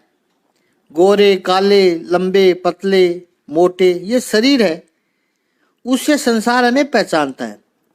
ये हमारी सही पहचान नहीं है, क्योंकि शरीर तो निरंतर बदलता है। आत्मा, शरीर, इन दोनों को जो जोड़ती है, लिंक है, वो है प्राण, ऊर्जा, एनर्जी। शरीर गया हुआ ही है, आत्मा स्थिर ही है, न आता है न जाता है। तो ये आना जाना किसका होता है? ये आना जाना होता है प्राण का। इसलिए गतासु, अगतासु, इसको एक दृष्टांत से समझते हैं। आपके घर में टेलीविजन है, जिसमें दृश्य देखते हो, आवाज सुनते हो, इससे सब दुनिया की बातों का पता चलता है, देखने में आनंद आता है। इस डिब्बे में कोई ऊर्जा नहीं है, अंदर सारी मशीनरी है, बिना ऊर्जा के, बिना बिजली के बंद हो जाएगी। अब यह गजट कैसे काम करता है? इलेक्ट्रिक करंट की वजह से। और वो इलेक्ट्रिक करंट वायर्स में तारों में सतत बहता है, हमेशा बह रहा है। उस करंट का संबंध उसे मशीन के साथ कौन कराता है? बीच में एक छोटा सा इंस्ट्रूमेंट हमने लगा रखा है, स्विच। ये स्विच ऑन करो तो टेलीविजन अपने आप सारे फंक्शन फिर शुरू कर देगा। स्विच ऑफ करो तो डिब्बा बंद हो जाएगा। करंट तो बह रहा है, लेकिन स्विच जो थी वो ऑपरेट कर रही थी। उस स्विच ने टेलीविजन के इंस्ट्रूमेंट को पावर दिया, जिस पावर से उसने अपने पूरे फंक्शन शुरू हो गए। और जब स्विच ऑफ हो गई, पावर तो बह रहा है, लेकिन स्विच के उस तरफ बह रहा है। स्विच के इस तरफ जब तक नहीं आ रहा है, इसलिए इस इंस्ट्रूमेंट अपनी पूरी मशीनरी के साथ भी इनएक्टिव हो गया। अब अध्यात्म में देखें तो ये 5, 5.5, 6 फीट का जो खिलौना है, जिसको हम शरीर कहते हैं, बहुत ही एडवांस मशीन है, जैसे टेलीविजन की तरह है। और आत्मा वो ऊर्जा का सप्लाई है, सतत बहता हुआ सुप्रीम एनर्जी है। स्विच है प्राण। जब तक प्राण होंगे, स्विच चालू होगी, तब तक आत्मा से, परमात्मा से, सुप्रीम एनर्जी से जुड़े रहते हैं। जब तक प्राण है, तब तक अपना ये शरीर चलता रहता है। जिसको हम मृत्यु कहते हैं, वो क्या है? वो और कुछ नहीं है, स्विच का बंद हो जाना है। आत्मा के साथ बॉडी का कनेक्शन था, वो छूट गया। अंदर सारी मशीनरी वैसी की वैसी ही है। प्राण की स्विच ऑफ हो गई, आत्मा से संबंध टूट गया, फिर कुछ नहीं होगा। अध्यात्म के क्षेत्र में मृत्यु जैसा कुछ है ही नहीं। इस दृष्टांत से केवल दृष्टांत को समझने की कोशिश है, सिद्धांत को समझने की कोशिश है, अस्तित्व से इसका कोई संबंध नहीं है। हमारा चिंतन गीता अध्याय 2 श्लोक 11 के ऊपर चल रहा है। विद्वानों और महापुरुषों के भावों को, उनके विचारों को आपके सामने ला रहे हैं, जिससे अपने दैनिक जीवन में, अपनी समस्याओं के समाधान में, वह साधकों की साधना में, उनके ज्ञान में वृद्धि हो, शुद्ध ज्ञान, संशय रहित ज्ञान प्राप्त हो, उच्च श्रेणी की साधना बने। ओम आनंद में प्रभु पिताजी, पूजनीय ब्रह्मलीन श्री आनंदमय योगी जी ने अपने छोटे से ग्रंथ, मात्र 144 पृष्ठ का ग्रंथ विश्व शांति भाग 1 योग सिद्ध ब्रह्म ज्ञान भाग 1 में 2 महत्वपूर्ण और अनुभवपूर्ण ज्ञान प्रकाश में डाला है। पहला है मानसिक चिकित्सा का ज्ञान। इस लेख में मानसिक रोग कितने हैं और उनका समाधान एक ही सूत्र में समझाया है। उदाहरण के लिए एक सूत्र है, मैं सहनशीलता भाव में हूं, क्रोध भाव में नहीं। क्रोध मानसिक रोग है और सहनशीलता उसका समाधान है। मैं ध्यान शांति भाव में हूं, नशा शांति भाव में नहीं। ऐसे 125 सूत्र हैं। रोग और समाधान एक जगह एक साथ विवरण किया है ताकि साधक अपने जीवन में उतार सके। दूसरा, श्री ब्रह्म ज्ञान। ब्रह्म ज्ञान में क्या धारण करना है यह बताया है। उदाहरण के लिए सहनशीलता यानी अपने मन के अनुकूल भौतिक उन्नति में प्रेम व हर्ष न करना तथा प्रतिकूलताओं का यथायोग्य उपचार करते हुए चिंता, शोक और द्वेष, नाराजगी आदि विकारों का त्याग करना। ऐसे 61 सूत्र है, 61 सूत्र है। और दूसरा, ब्रह्म ज्ञान में क्या नहीं करना यह बताया है। उदाहरण के लिए, हे सर्वहितमय भगवान, मैं मन इंद्रियों द्वारा व्यर्थ कर्म करने का त्याग करूंगा। ऐसे 64 सूत्र है, 64 सूत्र है, ताकि साधक अपने जीवन में उतार कर सुगमता से अपनी साधना को किस श्रेणी में पहुंचा दे? वीत राग, वीत भय, वीत क्रोध, इस श्रेणी में पहुंचा सके।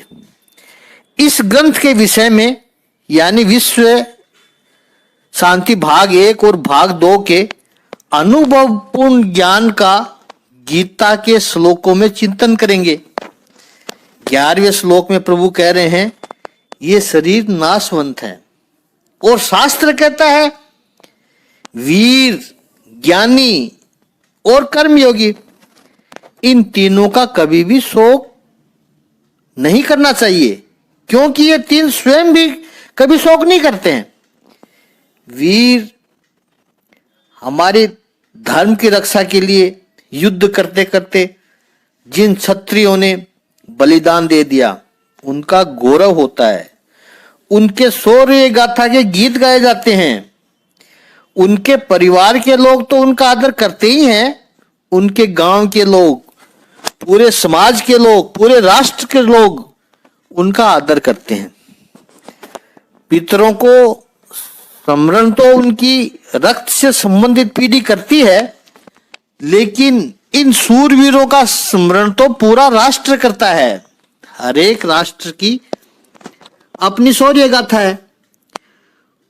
उनके शहरों में, पार्कों में स्तंभ बनाए जाते हैं। वीर कभी स्वयं भी शोक नहीं करते और उनका शोक किया भी नहीं जाना चाहिए, क्योंकि उनका शोक कोई करे तो उनको पसंद नहीं आता है। दूसरा बताया, ज्ञानी, उसका शोक नहीं करना है चाहिए। ज्ञानी स्वयं किसी बात का शोक नहीं करते, उनका शोक कोई करे तो उनको भी पसंद नहीं है। और तीसरा, कर्मयोगी।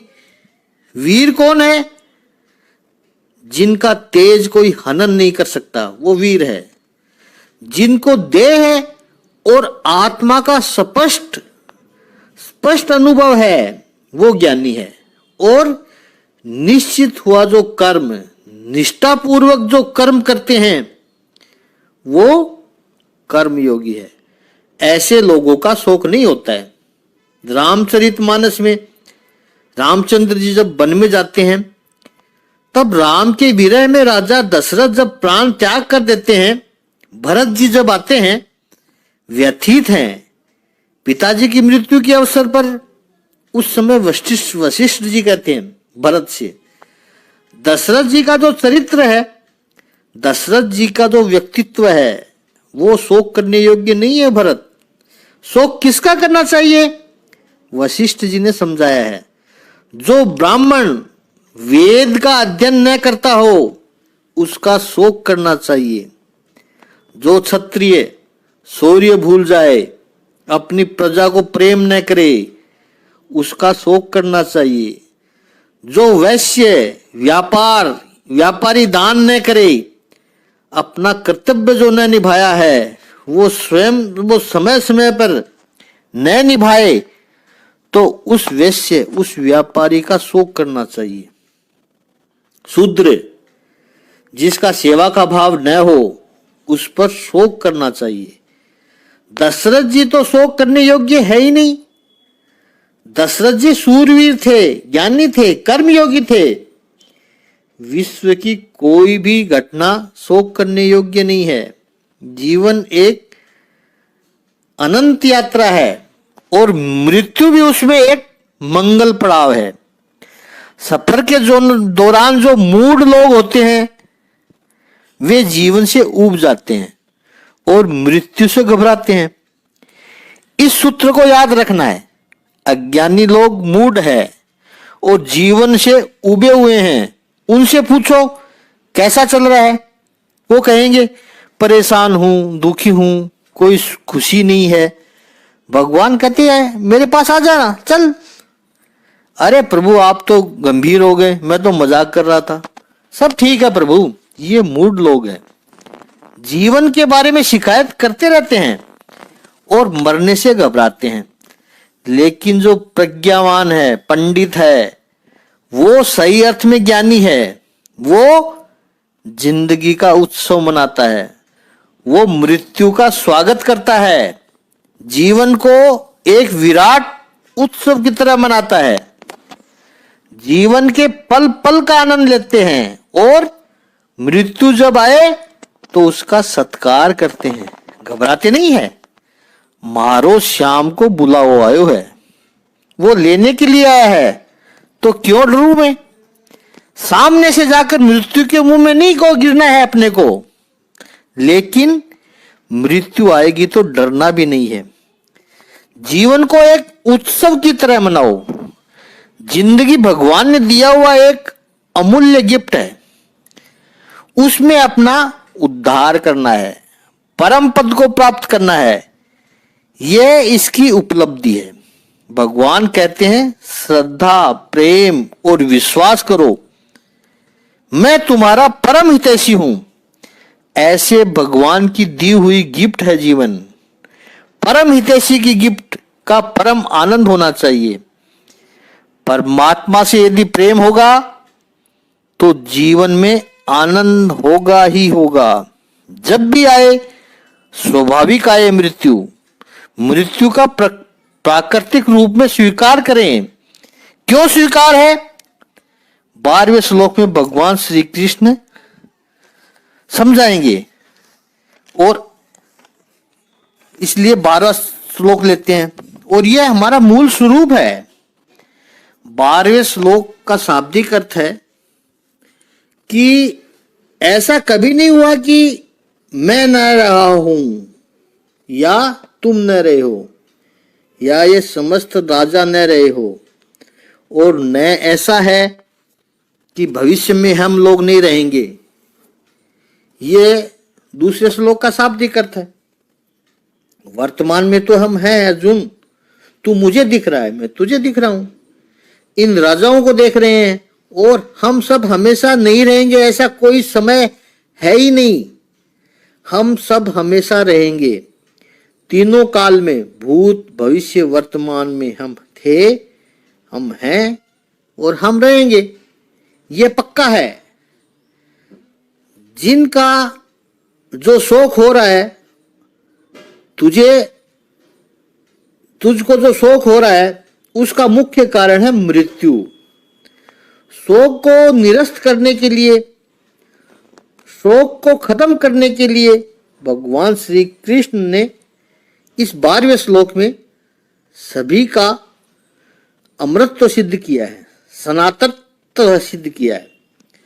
हमारे भीतर जो मृत्यु के भाव है और अमर सत्ता है, उसके बीच का फर्क सही रूप से जानने की कोशिश करते हैं। हमारा अस्तित्व मृत्युवाद है, हमारा देह और सूक्ष्म देह अमर सत्ता और मृत्युवाद, और दूसरा है अमर सत्ता। क्या है सनातत्व? वो है हमारी आत्मा, ये अमर सत्ता है। इसका जिसको स्पष्ट ज्ञान है, ऐसे विद्वान पंडित शोक नहीं करते हैं। वेदांत की दृष्टि से देखें तो हम नहीं थे, ऐसा न था और ऐसा न रहेगा। अब जो न होना यानी अभाव है, वो क्या है? वेदांत कहता है अभाव 4 प्रकार का होता है। प्राग अभाव, इसका अर्थ है उत्पन्न होने से पहले एक अभाव होता है। जैसे एक आदमी 70 साल का है, तो 70 साल पहले उसका वो शरीर नहीं था, हजारों लाखों वर्षों तक ये शरीर नहीं था। हमारे जन्म लेने के पहले तक ये शरीर नहीं था, तब तक इस शरीर का अभाव था। इसको कहते हैं प्राग अभाव। दूसरा है प्रध्वंसा अभाव। इसका अर्थ है आज नहीं, 70 साल के बाद जब इस शरीर की मृत्यु होगी तब ये शरीर चला जाएगा। जब गतासून यानी प्राण चले जाएंगे तब इस शरीर का अग्नि संस्कार कर दिया जाएगा, तब ये शरीर नहीं रहेगा। फिर ये करोड़ों वर्षों तक ये शरीर नहीं आएगा, वो तो जल गया, अग्नि संस्कार हो गया उसका। उसको कहते हैं प्रध्वंसा अभाव। इसको थोड़ा समझते हैं। प्राग अभाव और प्रध्वंसा अभाव। प्राग अभाव अनादि है, यह शरीर कब से नहीं था? हमेशा से नहीं था, जन्म से पहले तक नहीं था। प्राग अभाव का नाश हो गया। प्राग अभाव का नाश कब हुआ? जब इस शरीर का जन्म हुआ, यानी इस शरीर के बर्थडे पर, पैदा होने पर प्राग अभाव का अंत हो गया, अंत आ गया।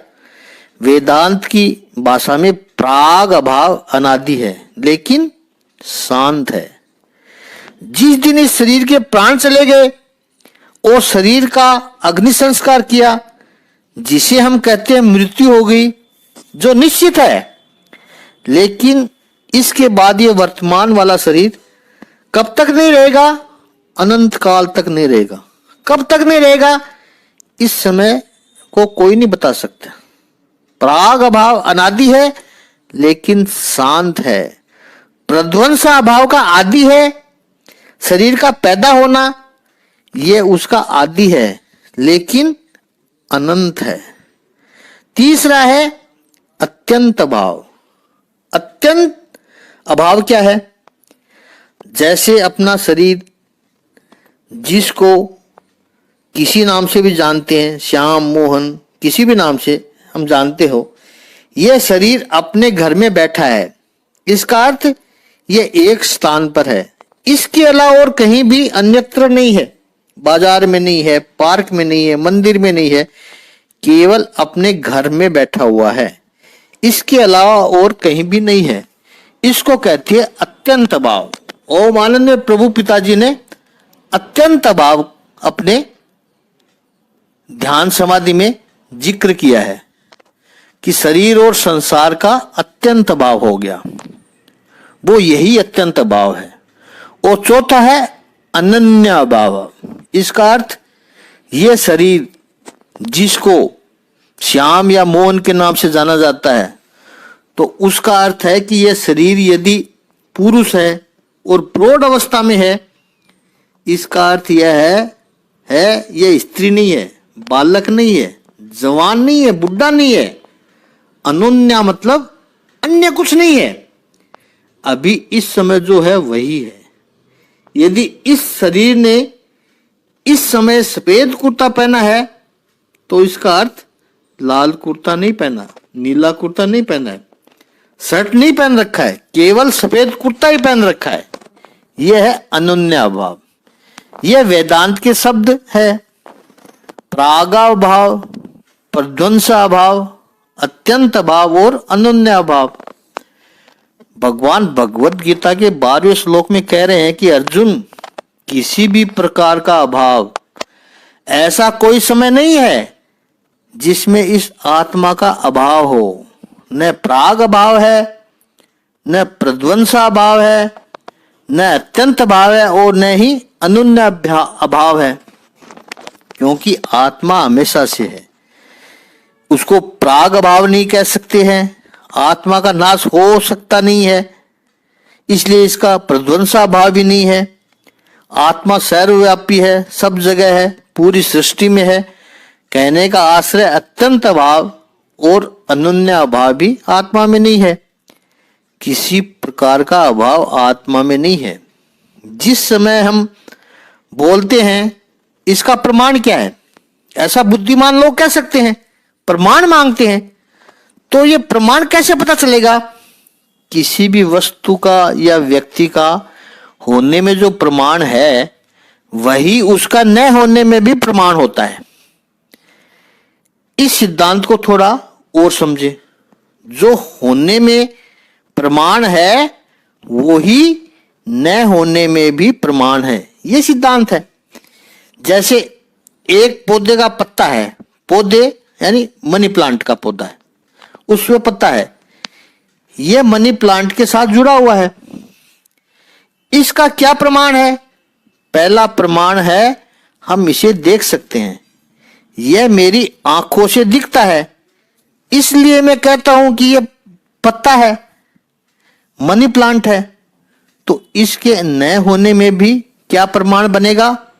इस पौधे को, इस प्लांट को कमरे से हटा दिया जाए तो हम कहेंगे इस कमरे में यह मनी प्लांट नहीं है, क्योंकि मेरी आंख नहीं देख पा रही है। तो प्लांट के होने और न होने में प्रमाण क्या है? मेरी आंखें। जिन आंखों ने उसके अस्तित्व को स्वीकार किया, वही आंखों ने उसकी अनुपस्थिति यानी अभाव का प्रमाण दिया। यह दृष्टांत है। अब सिद्धांत को समझते हैं। मैं हूं कि नहीं, हमारी चर्चा तो यही है। जन्म मरण मैं हूं, वो कौन सिद्ध करता है? मैं ही सिद्ध करूंगा, मैं ही सिद्ध करता हूं। और मैं नहीं हूं, यह भी तो मैं ही सिद्ध करूंगा। इसका अर्थ, जिसको मैं होल्ड कर रहा हूं, यानी ये शरीर है, तो मैं हूं, और ये शरीर खत्म हो गया, वो भी मैंने ही सिद्ध किया, यानी मृत्यु है। तो ये सिद्ध कर दिया कि ये शरीर है, और मृत्यु हो गई तो ये सिद्ध कर दिया कि मृत्यु हो गई, ये शरीर नहीं रहा। तो ये सिद्ध किसने किया? मैंने ही किया। मन यदि आत्मा को समझ नहीं सकता है, तो इसका अर्थ यह नहीं है कि आत्मा नहीं है। उसका अर्थ यह नहीं कि मन की क्षमता कम है, इसलिए वो आत्मा को नहीं समझ पाता। भगवान श्री कृष्ण भगवत गीता में यही अस्तित्व के नियम सिखाएंगे, कैसे आनंद से दिया जा सकता है। और ये अस्तित्व के सिद्धांत हमें पता चल गए तो फिर हम आसक्ति में नहीं पड़ेंगे, मोह में नहीं पड़ेंगे, फिर संकुचित मोह नहीं रहेगा, विश्व कल्याण का मोह जागृत हो जाएगा। उसकी बुद्धि केवल विश्व कल्याण की बात सोचेगी, सर्वहित भूते रता की ही भावना रहेगी। उसका जो भी कार्य होगा लोक हितार्थ होगा, वो परम पद की स्थिति में होगा।